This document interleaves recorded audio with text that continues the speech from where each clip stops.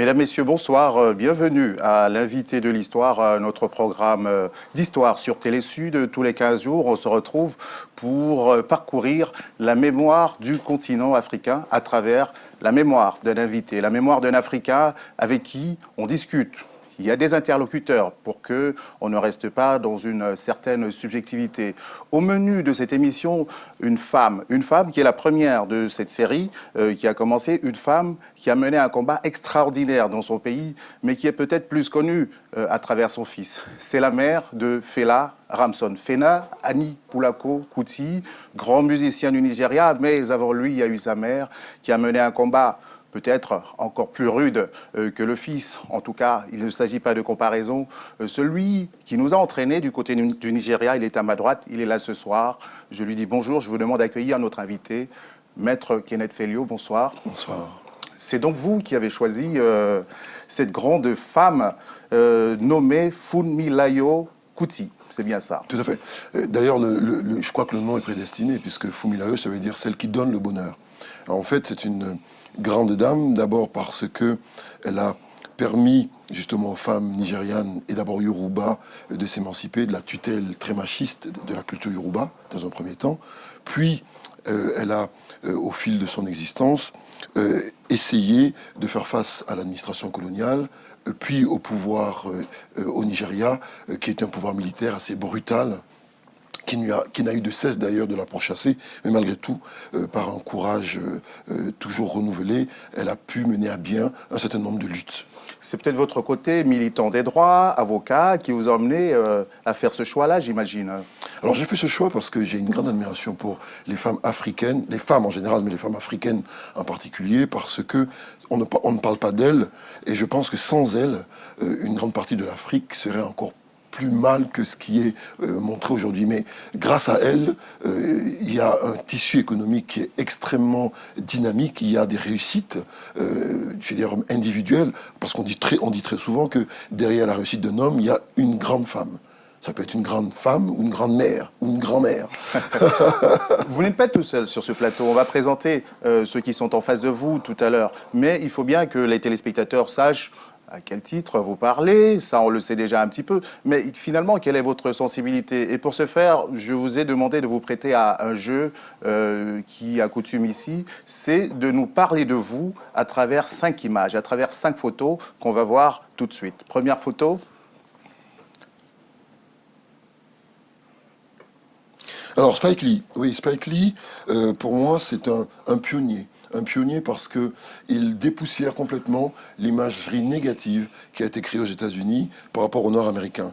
Sans lui, on n'aurait pas des acteurs extrêmement talentueux tels que Denzel Washington ou Wesley Snipes, ou bien d'autres. Hein. Il est arrivé aussi à peindre l'image du jazzman qui était perçu comme un drogué pur et dur.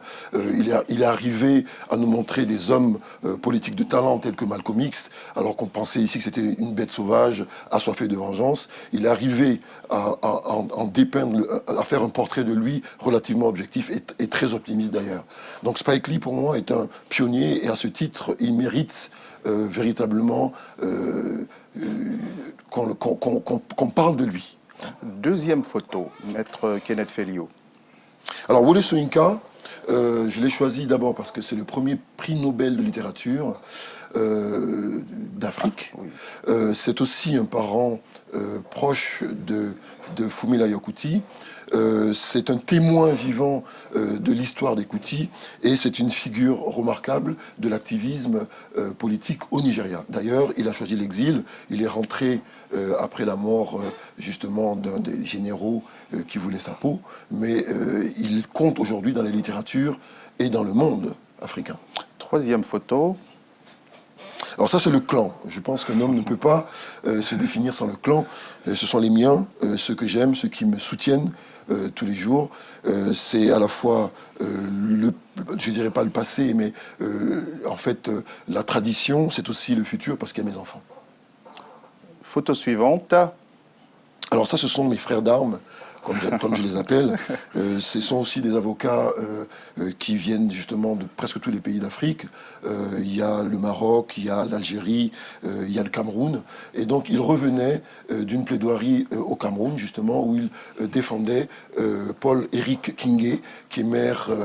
qui était maire de Njombe. De Njombe, et donc qui était poursuivi pour avoir dénoncé une multinationale qui abusait justement de sa position de force au Cameroun. Multinationale dont le patron est un grand milliardaire breton. Dont on taira le nom aujourd'hui. Très bien. À partir de ces 5 images, j'imagine qu'on voit déjà un petit peu la personne que vous êtes, la sensibilité. Vous êtes un militant. Vous êtes un résistant, vous êtes un combattant des droits. On le sent bien. C'est probablement pour ça que dans ce fil, vous avez choisi cette brave femme dont on va parler tout de suite. Je propose un portrait très très rapide, très très factuel, qui sera bien sûr complété par mes invités que je vais vous présenter dans leur ensemble dans quelques instants. On va parcourir un petit peu la vie de cette dame en images. Des images vont défiler et je vais vous raconter ça. Funmilayo Ramson-Kuti, elle est née le 25 octobre 1900 à Abeokuta. C'est la capitale de l'État de l'Ogun, au sud-ouest du Nigeria. Elle est née dans cette ville d'Abeokuta, qui est le fief d'un groupe qui s'appelle le groupe Egba, qui lui-même est un sous-groupe du grand groupe plus connu, le groupe Yoruba. C'était une cité, une espèce de cité rempart contre les esclavagistes qui venaient souvent du Dahomey, d'Ibadan. Et donc, il y a déjà ces traditions dans son lieu même de naissance, ces traditions de résistante. On la connaît par son nom d'épouse, mais de son nom de jeune fille, elle était Frances Abigail Funmilayo Thomas, qui était le nom de son père, qui lui-même était un ancien esclave qui s'était établi en Sierra Leone, revenant des États-Unis. C'était, cette grande femme de ce grand peuple Yoruba qui, à cette époque-là, dominait déjà toute la côte ouest africaine depuis fort longtemps, depuis le royaume d'Ifé, depuis les royaumes qui ont succédé, Oyo, Bénin. Et donc, on parle d'une dame qui est imprégnée dans sa culture, dans sa chair, quelque part. D'ailleurs, son nom est peut-être, comme le disait Maître tout à l'heure, un nom qui nous prédestine déjà à quelque chose. Donne-moi du bonheur. Funmilayo, comme quoi il y a des prénoms magnifiques en Afrique aussi. Surgési, son père, oui, on l'a dit, fils d'un esclave, donc lui-même, revenu des États-Unis, on sent qu'il avait déjà la fibre en lui, parce que s'il est rentré en Afrique, c'était tout un mouvement. On parle de Sierra Leone, pensez au Libéria aussi. Ce sont des gens qui étaient en quête de liberté. Son acte fondateur, le premier, à 25 ans, c'est un acte de femme, parce qu'elle épouse quelqu'un qui n'est pas des moindres, qui est révérend. Le révérend Israël Olodutun Ramson Kuti, qui est donc le père de son époux et le père de, on va dire, le plus célèbre, parce qu'il a été un artiste, mais il y en a eu d'autres qui ont combattu dans cette famille-là. C'est une famille donc qui est dans ce mouvement de défense depuis fort longtemps. En 1923, 2 ans avant son mariage, peut-être est-ce pour cela qu'elle a été remarquée par cet homme, elle crée un groupe qui s'appelle Ladies Club, Abeokuta Ladies Club, ALC. Ça ressemble à quelque chose, mais beaucoup plus bas.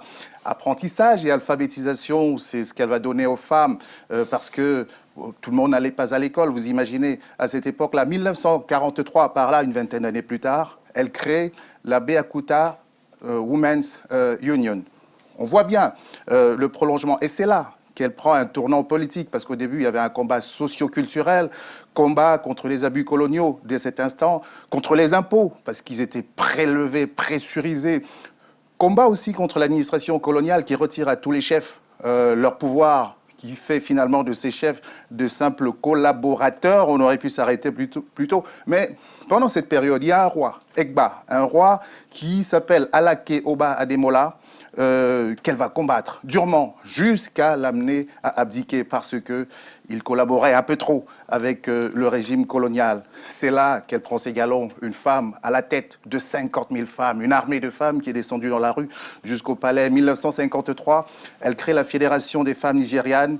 Elle est même trésorière du CNC, National Council of Nigeria and Cameroons, parce qu'à l'époque, vous vous souvenez, en 1920, après la guerre, il y a eu un partage.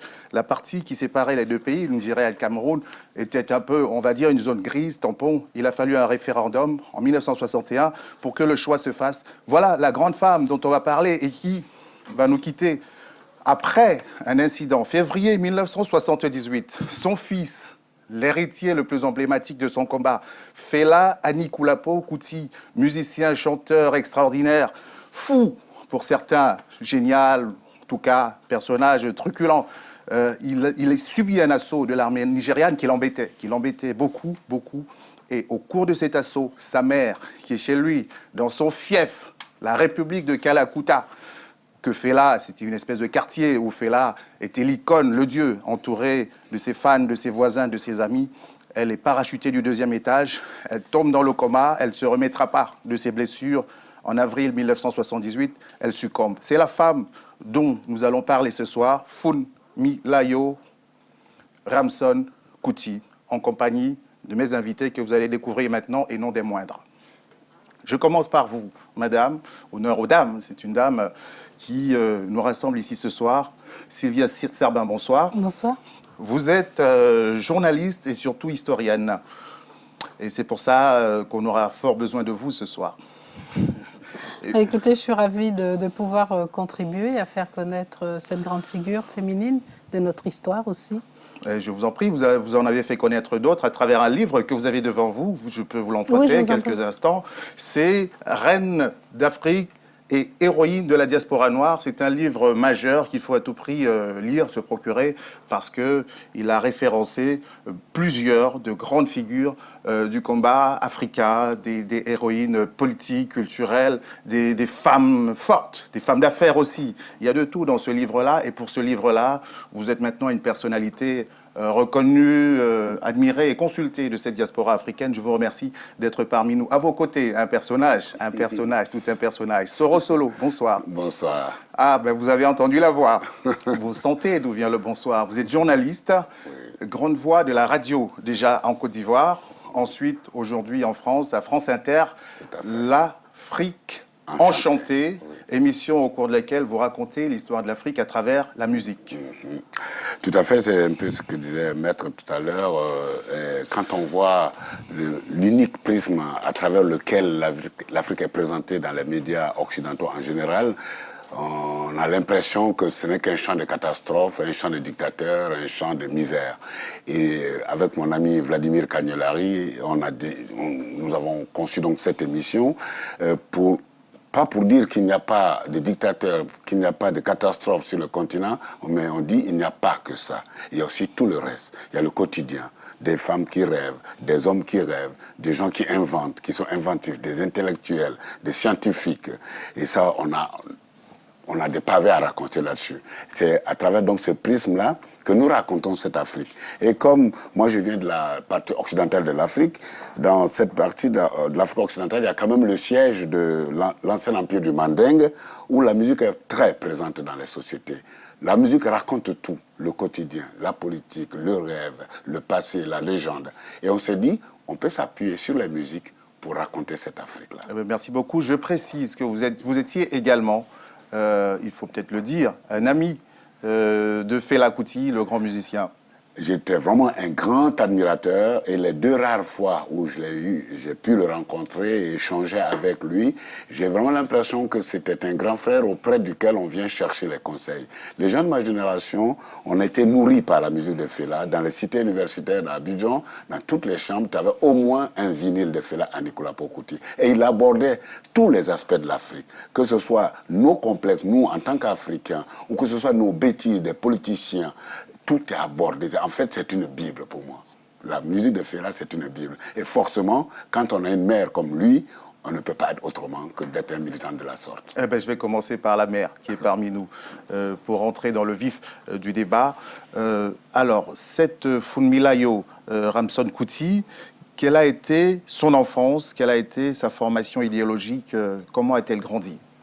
Alors, vous l'avez dit tout à l'heure, elle est née en 1900 dans une famille de notables, on peut dire, du Nigeria à l'époque, puisque sa mère était couturière et son père avait une plantation. Et son grand-père, dont vous parliez, était aussi catéchiste.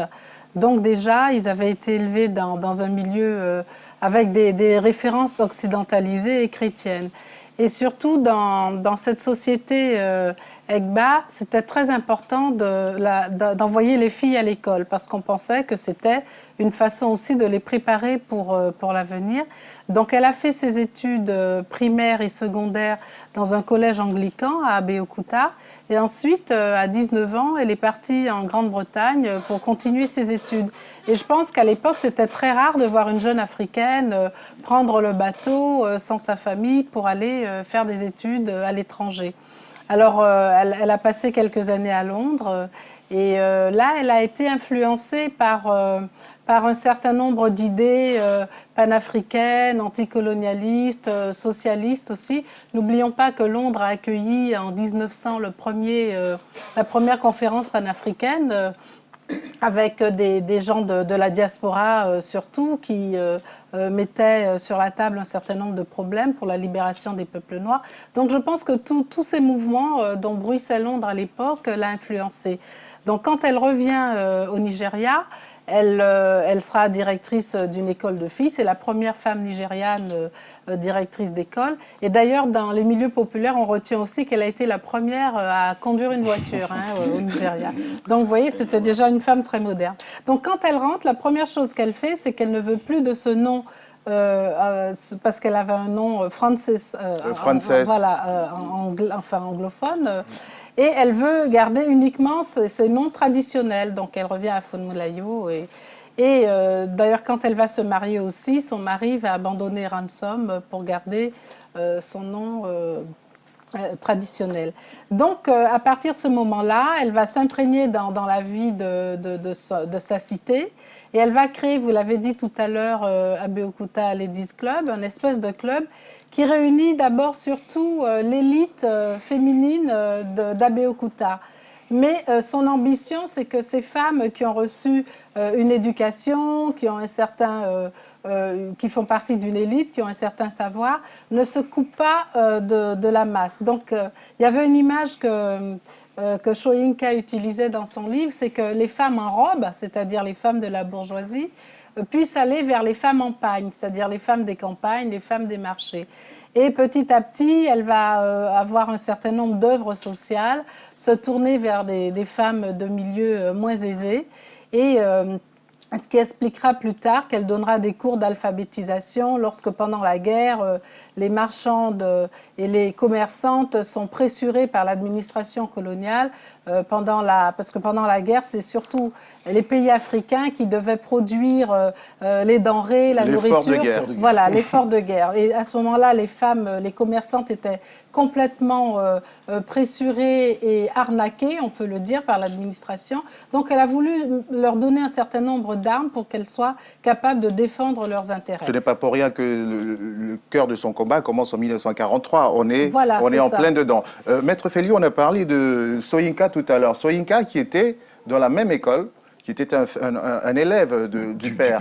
Donc, alors Wole Soyinka, oui, qui est emblématique parce que non seulement c'était un neveu donc de Funmilayo Kuti, mais il a été éduqué par les Kuti et d'ailleurs c'est lui qui raconte l'anecdote qui dit que si le père de Fela Kuti s'achète une voiture, c'est qu'il était à mobilette, que son boubou se prend dans les roues de la mobilette, qui tombe par terre, et qui finalement, il se dit, je vais acheter une voiture.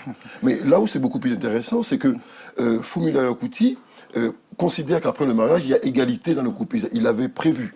Et donc, elle considère que si son mari conduit la voiture, elle doit conduire aussi. C'est ce qui l'a conduit à être la première femme qui conduit une voiture. Mais ce qui est extrêmement important, c'est de resituer le cadre juridique et la dimension juridique qui prévalait à l'époque. Nous sommes donc au niveau en 1900, jusqu'à 1943, le Nigeria n'est pas encore indépendant puisqu'il va le devenir en 1960. Nous sommes dans le cadre de l'indirect rule. Qu'est-ce que c'est? L'indirect rule, ce n'est pas le système qui a été mis en place dans l'Afrique francophone, où vous avez des préfets, vous avez des occidentaux sur place pour justement être les maîtres directement et imposer les lois. L'indirect rule, c'est clairement ce que veut dire la traduction, c'est qu'on passe par des chefs locaux à qui on a enlevé tous les pouvoirs régaliens, c'est-à-dire la police et l'armée, et ces chefs-là sont chargés de récupérer l'impôt. Et donc, le défi de Funmilayo Kuti va être double parce que, premièrement, elle devra se battre pour exister en tant que femme dans une ethnie Egba qui est quand même très machiste. Donc, heureusement qu'elle épouse quelqu'un qui est relativement intelligent, qui a lui-même été à l'origine de l'université d'Ibadan, qui a évité justement qu'il y ait une université unique à l'Afrique de l'Ouest et qui a permis qu'il y ait des universités particulières, dont celle d'Ibadan, donc quelqu'un d'évolué, qui lui a permis d'exister en tant que femme. Parce que si elle n'avait pas eu un mari qui avait des idées relativement comment dirais-je, révolutionnaire, elle n'aurait pas pu être ce qu'elle est. Je pense qu'elle ne l'aurait pas épousé déjà. Certainement, parce qu'elle avait beaucoup de caractère.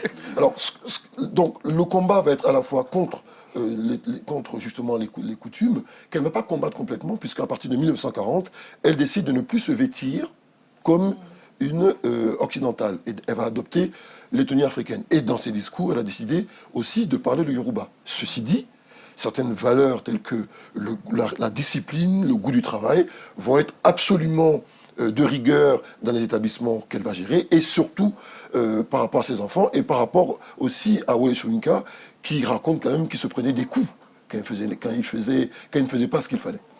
Soro Solo, sur ce point-là, et puis sur la naissance de la militante et de la femme politique, progressivement.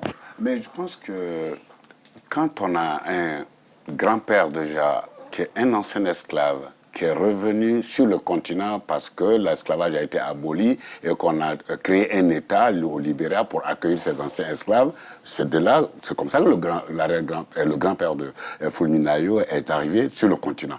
Déjà, il a la rage, après avoir vécu ces années d'esclavage. Et cette rage-là est un feu qui brûle en lui, qu'il va transmettre, je pense, à toute sa progéniture. Je pense que déjà, la formation de militants, de combattants contre l'injustice la plus ignoble, c'est déjà le grand-père qui va l'inculquer à Funmilayo. Et en tant que femme africaine, dans un État qui est encore sous l'emprise coloniale, vu qu'on a allumé cette torche-là en elle qui brûle, qui est incandescente, comment traduire ça par des actes? Elle se forme, elle s'éduque. Et on constate que quand elle revient à Abeokuta, elle ne va pas juste vivre des privilèges d'une femme éduquée avec tout le confort que ça comporte. Elle veut transmettre ce flambeau-là à d'autres femmes. Ce n'est pas seulement de les organiser syndicalement, mais c'est aussi la démarche d'alphabétisation. Et une des causes de souffrance de la femme africaine, c'est le manque de soins d'après accouchement, postnatal. Elle va engager des actions pour que ces femmes-là soient assistées après leur accouchement, que leurs enfants soient assistés. Voilà des actes qu'elle va poser. Et tout ça entretient la fibre de la militante qui, forcément, comme chacun d'entre nous, les choix qu'on fait, tout ce que nous décidons sont des choix politiques. Sylvia Serban, est-ce qu'il aurait été capable d'imaginer ce type d'action menée par une femme dans le nord du Nigeria, parce que le Nigeria, à cette époque-là, en 1923, on rassemble deux parties totalement distinctes sur le plan géographique et culturel. Mais dans le nord, c'est vrai que la prégnation de l'islam est très forte et les sociétés n'ont pas du tout la même vision des choses. Et il faut dire que si Funmilayo a réussi à organiser, à mobiliser ces femmes, c'est qu'il y avait déjà un terreau d'associations qui existaient bien avant la colonisation et que dans ces régions, notamment en pays Yoruba, Igbo, il y a des associations féminines de commerçantes, de paysannes qui s'entraidaient. Et là, ce qu'elle a voulu leur donner en plus, c'est un espèce de savoir, un certain nombre d'éléments pour mieux lutter contre ce nouveau système moderne, colonial, qui s'imposait à leur pays. Justement, cette société Yoruba, est-ce que vous pouvez nous parler, parce que c'est un grand peuple, les Yoruba, qui vient de loin, rapidement, est-ce que vous pouvez nous brosser les grandes dates de ce peuple-là? Les grandes dates, non, mais c'est vrai que c'est un groupe majeur du Nigeria. Et pour rester sur les combats féminins, puisque bon, sinon les téléspectateurs peuvent regarder, mais surtout les combats féminins sont assez mal connus. Il y a eu énormément d'exemples dans l'histoire de ce peuple de femmes qui se sont battues. Je parle par exemple dans Reine d'Afrique de Madame Tinubu, qui était une femme, une commerçante Yoruba d'Abeokuta au 19e siècle, qui a fait fortune. Elle avait le monopole du commerce d'huile de palme avec la Grande-Bretagne. Et avec son argent, elle a acheté des canons, elle a armé les militaires d'Abeokuta qui luttaient contre les Anglais. Donc c'était une grande nationaliste et elle a permis aussi que son peuple résiste au roi dahoméen, Gezo et Glélé, qui voulaient s'emparer de cette cité-État qui était très riche aussi. Donc il y a eu plusieurs exemples. Et même pendant la colonisation, chaque fois que les Anglais ont voulu imposer des impôts sur les femmes, parce qu'au départ, l'impôt était sur le chef de famille, mais comme les femmes avaient un pouvoir économique et à un certain moment même un pouvoir social important que la colonisation a réduit, ils ont voulu imposer les femmes des marchés.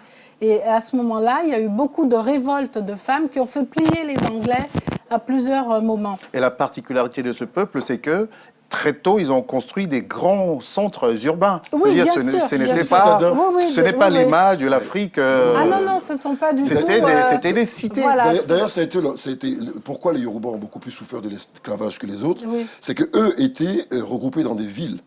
Et donc, à ce moment-là, comme ils étaient regroupés, les autres pouvaient les récupérer grâce aux razzias, et ils ont payé un lourd tribut à l'esclavage. Et donc, les Yoruba ont développé très tôt la rupture, justement. Donc, le combat, pour éviter d'être pris en esclavage, ont compris très vite qu'il fallait avoir une stratégie de Troyen, c'est-à-dire envoyer des enfants faire des études à l'étranger pour mieux connaître l'ennemi et pour mieux résister. Et c'est toute la démarche de Fumilayo, d'ailleurs. D'ailleurs, je vais faire une rapide digression. D'ailleurs, dans la diaspora, la plupart des grandes révoltes d'esclaves qu'on a eues, que ce soit dans les Caraïbes, en Amérique latine et même aux États-Unis, souvent il y avait des Yoruba derrière qui lançaient ces mouvements de résistance. Voilà. Sœur Solo, parlez-nous un peu de la femme politique. C'est quoi quelle est sa particularité? Comment est-ce qu'elle prend une envergure nationale d'abord, puis internationale?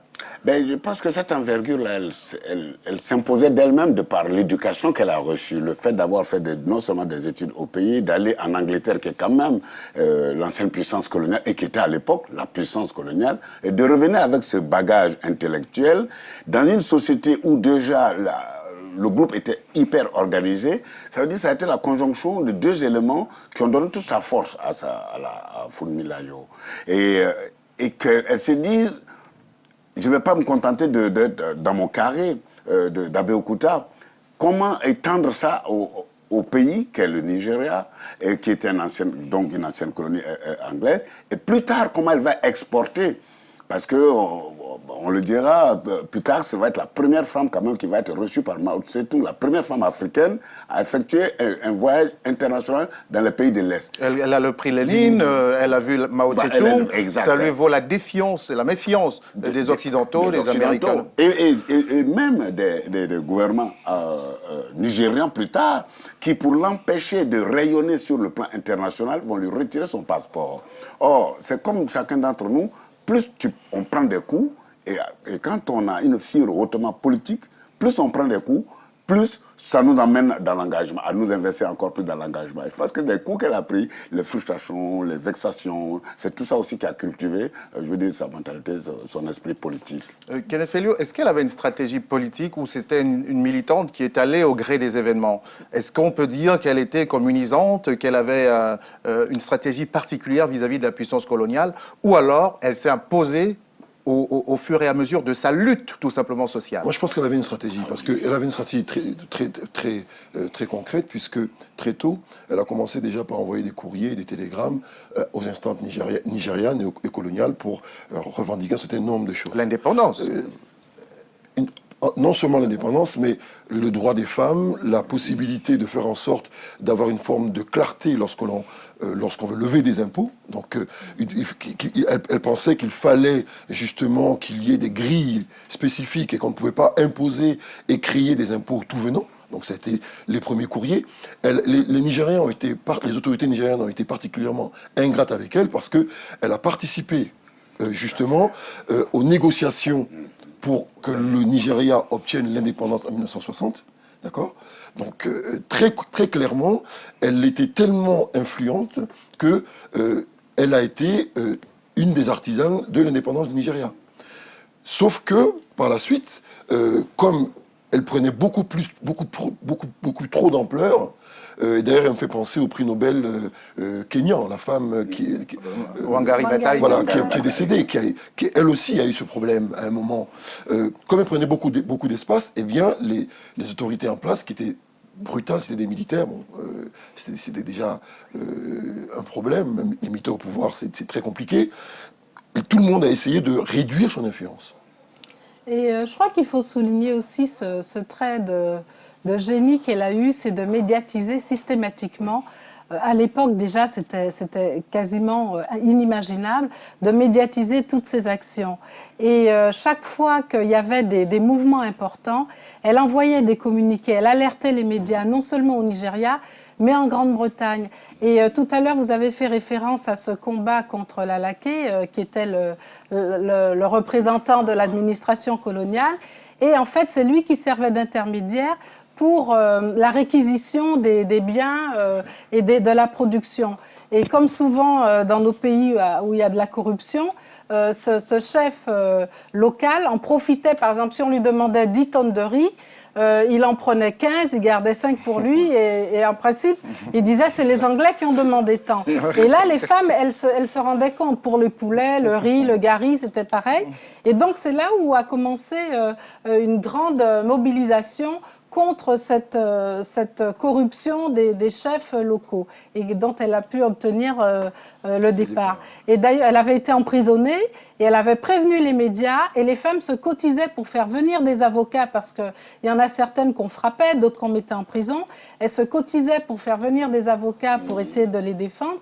Donc cette femme a utilisé tous les moyens modernes pour donner le plus d'ampleur possible à son action. Elle a été de tous les combats et chaque fois, ça donnait une résonance internationale. On ne pouvait plus dire ce sont des villageoises africaines excitées, comme on a vu dans certains comptes rendus de l'administration, mais on savait que c'était des combats organisés pour une raison précise et particulière. Sorosolo. Oui, et puis c'était à la fois, elle était une personnalité stratégique et tactique. C'est vraiment une vraie... Est-ce qu'elle était seule? Elle avait avait dès l'instant où elle a permis à des femmes, enfin, le fait d'avoir créé son premier club avec des femmes éduquées... 20 000 adhérents. Donc ça fait énorme. Et puis, c'est la femme avec elle, le compromis ne marche pas. Elle veut juste la justice, la règle absolue, mais pas de compromis. À un point tel qu'à l'intérieur même de son parti, on l'a mise sous le teignoir parce qu'elle gênait même au sommet de son parti. Parce qu'elle a fait partie du CNC, qui est le principal parti encore aujourd'hui, avec le CCP. Elle était entière et forcément, pour obtenir des résultats comme elle a tenu, il faut... Comme d'ailleurs, bon, les chiens ne font pas les chats, hein, et le fils qu'elle a fait... Finalement, au total, on constate que toute sa vie, il allait en moyenne tous les 2 ans en prison. Et c'était pas avec du baume de la crème qu'on le frottait. Hein. C'était des coups de matraque, il ressortait avec 3 fois. Justement, vous parlez du fils, allons-y. Fela, il grandit, Fela fils maintenant. Oui. Il grandit à côté de cette mère-là. Exact. Et une femme, non seulement qui a une forte personnalité politique, bien formée, avec un père, lui aussi directeur d'école à Abeokuta, et qui a quand même une formation, je veux dire, de la morale des évangélistes. Donc d'une rigueur absolue. Et les deux vont élever leurs enfants avec cette rigueur. C'était à la baguette. On est droit comme un fil. On s'écarte, c'est des services corporels. Et Fela va subir ça. Bien éduqué, apprendre ses leçons et être rigoureux dans tout. La propreté, l'hygiène, la politesse, l'éducation, en tout. Il va faire exactement le contraire. Oui, mais on croit qu'il va faire le contraire, mais il va finir par traduire cette rigueur-là par le champ et par son engagement politique. Et quand les parents l'envoient étudier en Angleterre, il va finir par choisir l'arme qui lui est apparue comme la plus efficace pour dénoncer, pour combattre toutes les formes d'injustice, et sans parler des dictateurs. Et moi, je pense que ce fils, il est le vrai produit du père et de la mère qu'il a eu, quoi, Fela. Mais à un moment donné de leur vie, leur combat se chevauche. C'est-à-dire que Fela est déjà un homme adulte, réputé, sa mère est la grande femme dont nous parlons. À un moment donné, est-ce que leur combat est complémentaire dans la stratégie ou alors chacun mène sa barque? Moi, je dirais qu'il est plutôt complémentaire. Moi, je pense qu'il y a quand même quelque chose, c'est que je voulais quand même revenir sur Fumila Yakuti en disant que d'abord, elle était stratège, elle avait compris l'internationalisation du combat parce que lorsqu'elle voyageait, elle voyageait pour la Fédération internationale des femmes. Donc, elle avait très bien compris le phénomène de l'internationalisation. Pour revenir au fait de l'influence, je pense que Fela, j'ai eu la chance de voir le spectacle de Fela à Londres et mise en scène par Jay-Z et par les Américains qui ont bien compris justement l'impact. Et je me souviens qu'à un moment du spectacle, dans tous ces délires, la mère de Fela revenait comme un rêve, en lui disant « Non, mon fils, là, tu prends la mauvaise direction. » Et j'avais l'impression qu'elle a toujours été quelque part à la fois son égérie, sa muse, mais aussi celle contre laquelle il a lutté, parce que elle a éduqué de manière tellement académique, tellement académique qu'à un moment, il le dit d'ailleurs, il dit « Je n'ai pas eu d'enfant, j'ai tout le temps été sous le carcan de mes parents et de ma mère, maintenant je suis libre. » Donc il a voulu complètement rompre. Et d'ailleurs, dans une de ses chansons qui s'appelle African Lady, il va dépeindre l'idée qui se fait de la woman. Africa woman. Et donc il va dépeindre, je veux dire, le portrait d'une femme africaine qui est aux antipodes de sa mère. Alors que parce qu'il veut quelque part être en rupture. Mais sur les combats par rapport à la corruption, la mère de Fela l'a toujours soutenue. Mais elle fait des emplois extraordinaires. On parle de Fela, mais il y a d'autres qui ont des carrières extraordinaires. Ils sont médecins, oui, il y en a eu deux. Médecin, recteur d'université, ministre. Voilà, ministre de la Santé. Qui a démissionné d'ailleurs. Oui. Ce que je voulais ajouter, c'est que le père, le révérend Ransom, est mort assez tôt quand même. Il est mort en 1955. Et donc, elle a poursuivi l'éducation toute seule. Mais à un moment, on peut expliquer aussi cette rupture de Fela. Peut-être que l'image de la mère était trop forte. Peut-être qu'elle voulait faire de son fils un leader pour poursuivre un peu ce combat on voulait qu'il soit idéal, médecin. Voilà, que son mari et elle, première génération de jeunes leaders nationaux africains.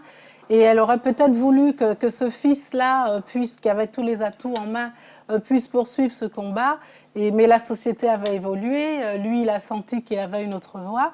Et il a voulu peut-être marquer une rupture et vivre ce que lui ressentait comme il le ressentait. Parce que, bon, on peut l'analyser comme ça aussi. Elle finit très très près de lui, très proche de lui. Mais c'est son fils, elle le suivra toujours. Elle en a plusieurs, mais voilà. c'est celui-là. Oui. Mais c'était peut-être le plus fragile aussi pour elle. Hein. Je pense quand même que elle a toujours voulu avoir ses fils autour d'elle, puisqu'elle vivait au shrine, donc au premier étage, mais il y avait aussi dans la cour du shrine un hôpital qui était géré par le médecin. Donc, en fait, le shrine qui est le temple de Fela. En fait, avec la boîte de nuit. En fait, on peut pas c'est dire. une propriété C'est une propriété familiale. Vous avez et pas simplement familiale. Pas simplement familiale. Il y avait plein de gens autour qui se sentaient bien et qui vivaient autour d'eux. Et c'était en fait comme une petite ville. La République de Kalakuta. Et en fait, la mère vivait à l'intérieur presque comme une reine. C'était la reine-mère, en fait. Puisque chez les Egba, on parle de matriarcat, quand même. Oui. Hein? Donc la mère qui a un rôle tutélaire avec les enfants autour et qui défendait ses fils, qui défendait son fils, qui était contre le fait qu'il pratique la polygamie, mais qui finalement ne pouvait pas s'opposer puisque Fela avait choisi sa route. Est-ce que dans les années 70, on entend encore la voix de la militante, de la femme politique? Est-ce que sa voix n'est pas un peu tue ou brouillée par les coups d'éclat de son fils à ce moment-là? Ben, pour ce que moi j'ai pu voir depuis mon pays, la Côte d'Ivoire, effectivement dans les années 70, on n'entendait plus beaucoup parler de la mère en tant que militante. Elle était déjà une légende politique. vivante. La légende s'était installée, mais par contre le fils avait pris une telle place. Même s'il y a un moment donné, il y a eu le besoin de rompre le cordon ombilical entre Fela, lui, fils, et sa mère, ce qui s'explique. Parce qu'à un moment donné, je veux dire, quand il commence à arriver sur le marché du travail, Fela, vu toute la rigueur qu'on lui a imposée, toute son enfance, toute son adolescence, lui n'avait aucune envie. gagner juste un petit salaire, glander, écouter de la musique, sortir le soir. Et c'était un gros timide, mine de rien, hein, le fait là qu'on voit. C'était un gros timide, même que c'est les copains, même pour aller draguer, c'est les copains qui arrangeaient les coups pour lui. Donc je pense qu'inconsciemment, c'était sa façon de s'opposer un peu à cet idéal que sa mère voulait lui imposer. Nous, je me contente. Et c'est finalement un des frères aînés qui est à Londres qui dit, au lieu de rester à traîner, à glander à Londres, à Lagos, viens me rejoindre. Justement, Londres, dans toute l'histoire de la famille, c'est un tournant, puisque c'est à Londres, finalement, que Fela s'affranchit, en quelque sorte. Plutôt que de faire médecine, il commence à faire des cours de musique, il va créer son premier band, son premier groupe. Il rencontre la femme qu'il va épouser, la mère de Sean, notamment. De Femi. La mère de Femi. La mère de Femi, oui.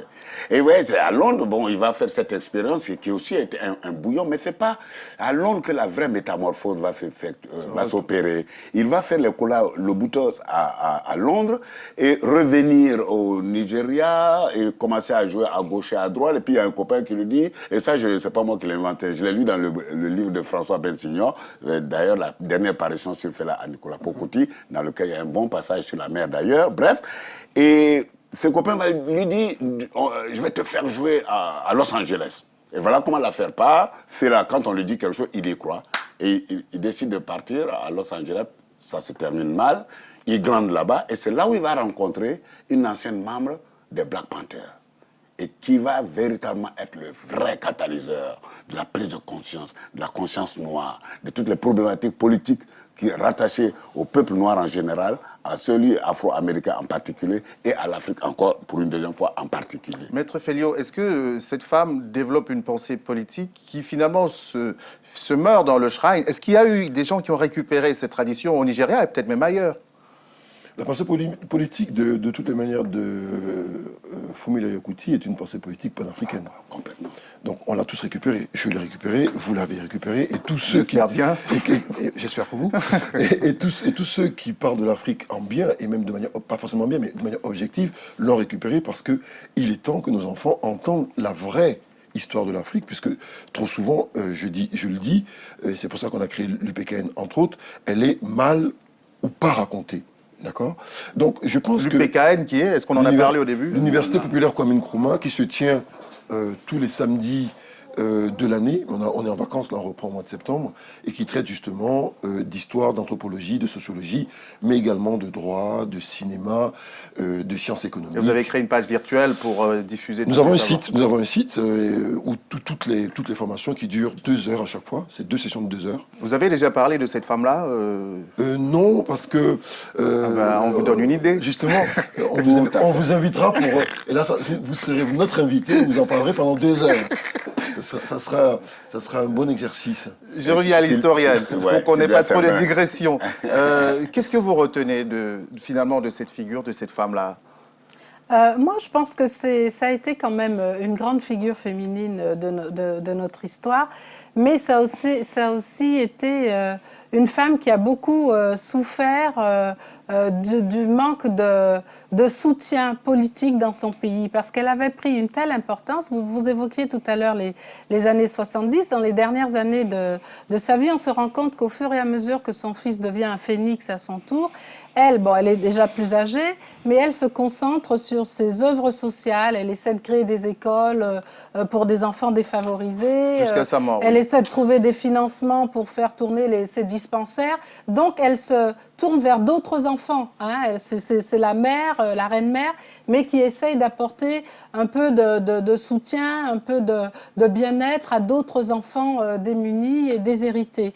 Donc, et en plus, c'est vrai que cette femme a eu un tel impact parce qu'elle a été au cœur de tant de mouvements sociaux, politiques, de mobilisation, que les leaders politiques nigérians, surtout de la première génération après l'indépendance, on en conçu une sorte de jalousie. On a voulu étouffer un peu l'aura de cette femme.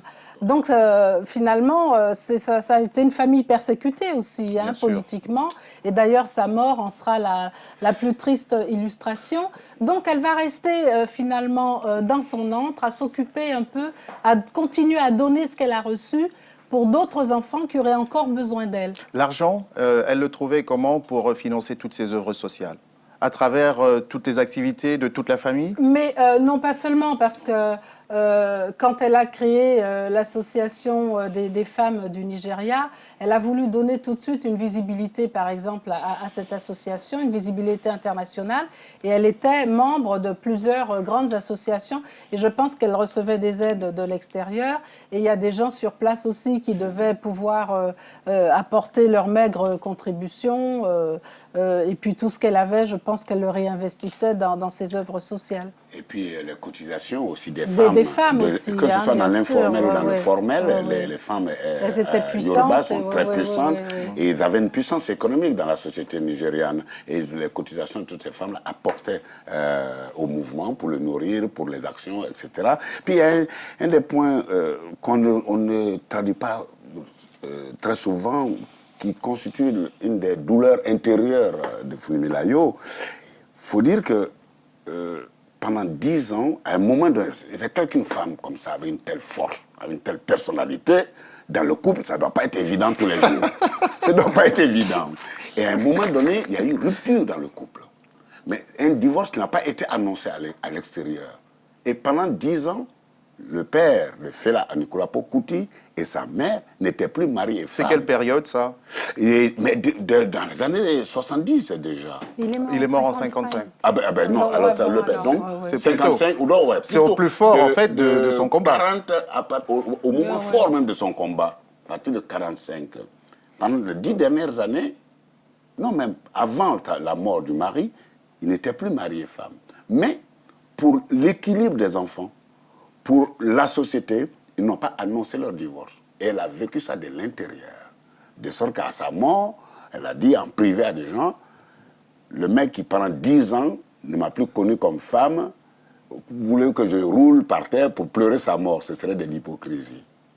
Et voilà une douleur intérieure d'une femme, mais elle est tellement forte qu'elle ne va pas en faire une affaire d'État, une affaire publique, mais pour éduquer ses enfants tranquillement, pour qu'il n'y ait pas de dégâts collatéraux de ce divorce, pour réussir leur formation. Elle va vivre avec cette douleur-là au cœur dans son ventre. Mais je pense, pour toutes ces femmes aussi, ces militantes, ces battantes, à un moment ou à un autre, il y a des choix à faire et elle a peut-être sacrifié sa vie de couple, sa vie de famille à ses combats. Parce qu'elle était sur tous les fronts, elle se donnait beaucoup pour les autres et peut-être qu'elle était moins présente dans son foyer. Et donc, c'est sûr que le père, il n'a pas dû rester à attendre... L'émission est en train d'avancer, de faire des très très grands bonds. Maître Fellio, est-ce qu'il y a quelque chose qui reste de son œuvre politique et sociale aujourd'hui? Est-ce que ce mouvement des femmes d'Abeokuta a continué? Disons que les mouvements ont continué. Ont continué, c'est elle qui a permis... Les dispensaires... non, mais même au-delà de ça, c'est elle qui a permis le droit de vote, par exemple. Bien sûr, elle s'est battue pour le droit de vote au moment des indépendances. Et puis, je peux vous garantir que les femmes Yoruba au Nigeria, c'est une vraie puissance économique. Et que les organisations qu'elle a créées continuent à perdurer. Ce qui est important aussi, c'est qu'elle montre bien que les femmes arrivent à assumer les renoncements nécessaires pour grandir, ce que beaucoup d'hommes politiques ne font jamais. Elle aurait pu retrouver notre mari. Elle n'a pas fait. Alors que nos chefs d'État n'arrêtent pas de se rajeunir, hélas, au détriment de la réalité africaine. Donc c'est encore, et ça sera toujours un exemple, elle est restée une mère éternelle, puisque vous avez bien expliqué qu'elle continuait à soigner, à enseigner. Donc je pense que c'est une lumière. Il nous reste 2 minutes, on va faire un tour de table très rapidement. Chacun, ça va vite. Sa mort, peut-être, non? Oui, on peut parler de sa mort, comme vous le sentez. Mais il y a quelque chose que les gens doivent se demander quand même, c'est est-ce que son père, le père de Fela, l'époux donc de Funmilayo, est-ce qu'il n'a joué aucun rôle du tout? Est-ce qu'il n'a aucune importance? C'est pas une espèce d'ombre qui est passée comme ça près de sa vie quand même? Mais non, le père de Fela, oui. Attention, c'était quelqu'un qui a beaucoup évangélisé les gens. C'est quelqu'un qui a lutté, qui allait en Angleterre pour défendre justement l'idée de créer des universités autonomes. Il est à l'origine de l'université d'Ibadan, celle qui a permis à Wole Soyinka d'être... grande université africaine aujourd'hui. Oui, j'ai même ma tante, la sœur de ma mère, qui est un écrivain aujourd'hui, qui est passé par Ibadan. Donc concrètement, il a laissé une œuvre importante, et c'était déjà un militant, hein. Donc le militantisme est un terreau qui a permis à Funmilayo aussi de créer le sien. Mais je pense qu'après, elle est devenue beaucoup plus importante que son mari et que le machisme aidant, cela n'a pas contribué à une harmonie. Vous aurez le mot de la fin tout à l'heure. Il reste 1:30. On se partage, c'est 1:30. Je commence par la dame pour tout simplement nous dire ce qu'elle retient de cette histoire-là. En fait, ce qui est extraordinaire, c'est que déjà à l'époque et sur le continent africain, qu'une femme a pu construire son destin indépendamment de sa famille, de son mari, de sa société, de son environnement. Donc, elle a fait ses choix, elle a été formée, elle a voulu rendre ce qu'elle avait reçu et elle a voulu laisser ça aux autres femmes, le goût du combat contre les injustices. Parce qu'elle disait, il n'y a aucune raison que les femmes doivent payer plus que les autres dans un système. Et je crois que ça, c'est une belle image à garder. Et ce genre de portrait de femme devrait être enseigné dans nos écoles aussi. Ah ben ça va très vite. Merci. Très, très vite. Sylvia, c'est ce partage que je Il nous voulais reste 30 secondes. terminer parce que c'est pas forcément le meilleur monument qu'on puisse offrir à quelqu'un qui a marqué son époque et son peuple. C'est pas une stèle sur la place publique. C'est de l'enseigner dans nos établissements, qu'ils soient anglophones, hispanophones ou francophones. Une des choses qui nous manque le plus sur le continent, on n'a pas de repères. Et comme vous l'avez dit, il faut enseigner aux Africains leurs repères. Vous avez 10 secondes pour servir de et j'en modèle. aurai 10. Alors je pense que pour moi, Fumila Kuti est définitivement une des reines d'Afrique. Ah ben, très bien. Merci, Maître Féliot. Merci de nous avoir suivis. Je vous donne rendez-vous à la rentrée sur Télésud parce qu'entre-temps, on sera en vacances. On reparlera d'une femme, en compagnie d'une femme, une grande voix de la radio africaine sur Paris qui sera notre invitée. Ouh là là, j'ai trop parlé, trop parlé. Et cette grande reine, elle se trouve du côté de l'Afrique centrale et même dans le livre de notre invitée, Sylvia Serbin. C'était l'invitée de l'histoire d'aujourd'hui. Rendez-vous au mois de septembre. Bonsoir.